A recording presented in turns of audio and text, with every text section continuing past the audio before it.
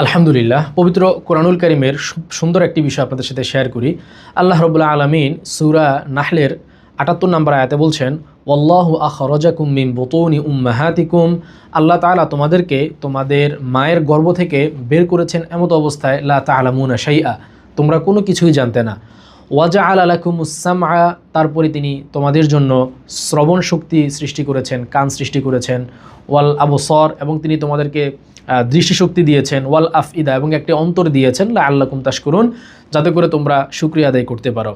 তো এখানে প্রথমে আল্লাহ রাব্বুল আলামিন মানুষ যে অজ্ঞ হয়ে জন্ম নেয় সেই বিষয়ের কথা তুলে ধরলেন। কারণ মানুষ যখন মায়ের গর্ভ থেকে বের হয়ে আসে তখন তার কোনো অক্ষর জ্ঞান থাকে না, কোনো কিছু সে বলতে পারে না, কোনো কিছুর সে বুঝতেও পারে না ঠিক মতন, তার কোনো শব্দজ্ঞান থাকে না, খিদা লাগলে বলতে পারে না, সে শুধু কান্না করে।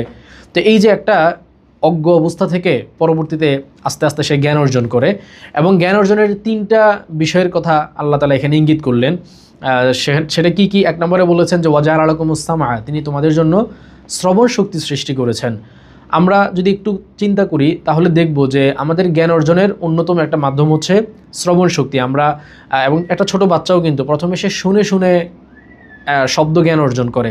এক একটা জিনিস আশপাশের মানুষের কাছ থেকে যখন সে শুনে, এই বস্তুর নাম এটা, ওই বস্তুর নাম সেটা, তারপরে এভাবে আস্তে আস্তে তার শব্দজ্ঞান অর্জিত হয়। শব্দজ্ঞান দিয়ে আস্তে আস্তে সে এক একটা করে বাক্য তৈরি করতে থাকে। তাহলে এটা হচ্ছে আমাদের প্রথম যেই জ্ঞান অর্জনের মাধ্যম, যে কান দিয়ে শ্রবণ করা। এরপরে আমরা চোখ দিয়ে দেখি, এক একটা জিনিস চোখ দিয়ে দেখে দেখো আমরা আমাদের জ্ঞান অর্জন করি। এরপরে সেটাই আল্লাহ তাআলা বললেন যে ওয়াজআলা লাকুমুস সামআ ওয়াল আবসার, এবং চক্ষু তিনি তোমাদেরকে দিলেন, এবং সর্বশেষ তিনি অন্তরের কথা বললেন। তো অনেকেই বলেন যে এখানে আল্লাহ রাব্বুল আলামিন 3টা জিনিসের কথা কেন বললেন? এখানে একটা সূক্ষ্ম ইঙ্গিত আছে।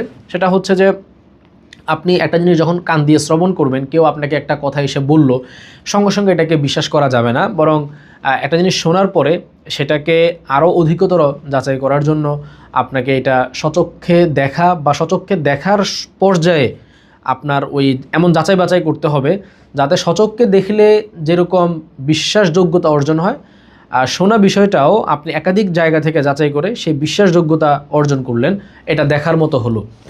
এরপরে চোখ দিয়ে দেখে অনেক সময় অনেক কিছু বুঝে আসে না, আপনি কান দিয়ে শুনলেন, চোখ দিয়ে দেখলেন, তারপরে আপনার অন্তরকেও এখানে ব্যবহার করতে হবে, হৃদয় দিয়ে আপনাকে চিন্তা করতে হবে, যাচাই বাছাই করতে হবে, নিজের চিন্তা শক্তিটাকে খাটাতে হবে যে আমি যেটা শুনলাম বা যেটা আমি দেখলাম সেটা আদৌ ঠিক নাকি বেঠিক। কারণ দেখার ক্ষেত্রেও তো অনেক সময় ভুল হয়।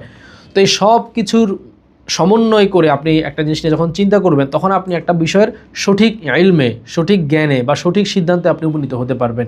সেই দিক থেকে আল্লাহ তাআলা এখানে 3টা জিনিসের কথা উল্লেখ করলেন, খুবই চমৎকার এবং খুবই